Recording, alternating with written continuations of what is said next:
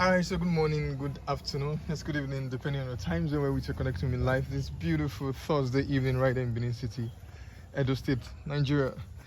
This evening, I'm currently on a beautiful piece of land sized 1 by 2. That's actually 2 plots right in Benin City, and it will interest you to know the project that these plots will be. The project that will be occupying these plots in no distance time. And I mean to say that this is one of the beautiful investments that I think people who are knowledgeable about the housing deficit we have in Africa, people who are knowledgeable about the housing deficit we have in Nigeria, should play a major role.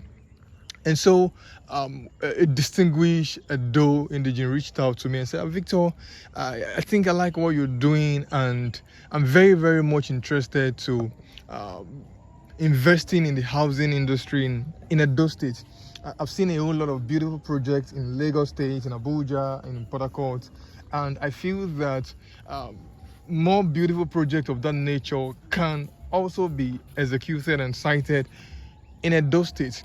And we got along talking, and it will interest you to know that on this piece of land, we are envisaging to carrying out a beautiful project on this piece of land. It's sized 1 by 2, that's 100 by 200. And we are at the verge of erecting a 9 unit of a 3 bedroom duplex. A 9 unit of a 3 bedroom duplex on this piece of land. And so what do I actually mean? I actually mean that we can have 9 beautiful landlords living right here in this community. So does that really actually make sense? How does it make sense? We understand what land maximization is all about. Not each and every one of us understand how to maximize land. A lot of people, oh, Victor, I want to build on a 100 by 100, and that's all I want. I want that big space where I can park my cars, where I can do this and do that. But guess what? I was talking with a client some months back, and he told me that, he said, Victor, do you know that where I live right in Europe, on a 50 by 100, you can have about 18 tenants living right there? And I was like, how, sir? And he said, these guys build their house vertically. I mean to say they build their house upward, and not the way we build our house horizontally, building our house sideways.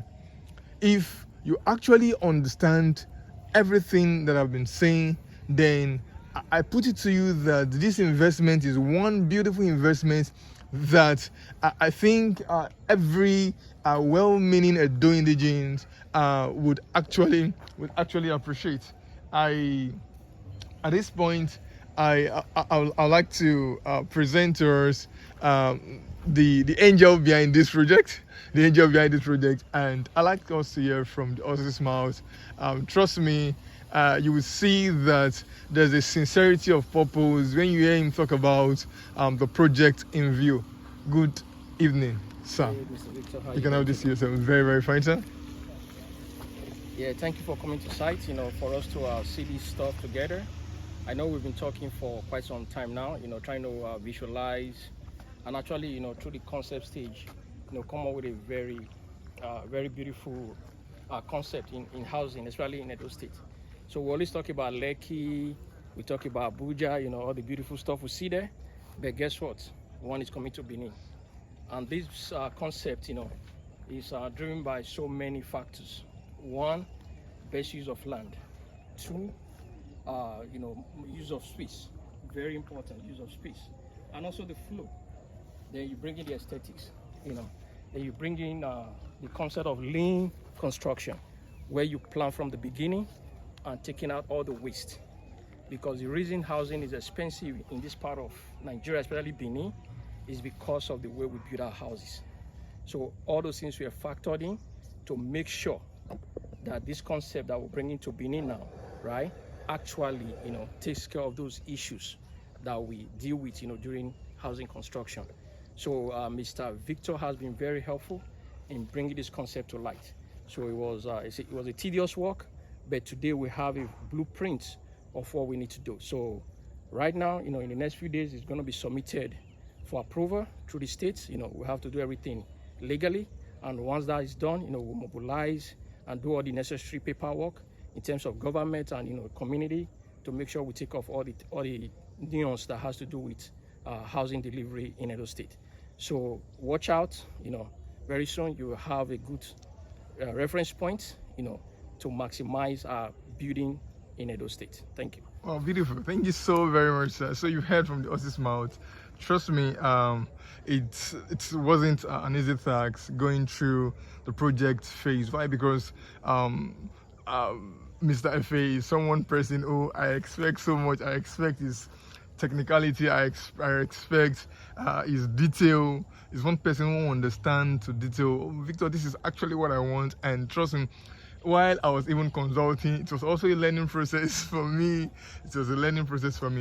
And I think the vision right here is one vision I must applaud. To be very honest, I must applaud, because when we actually pushed the vision into another limit where this starting point is just like the basics of what the future holds, and I was like, wow, this is actually beautiful.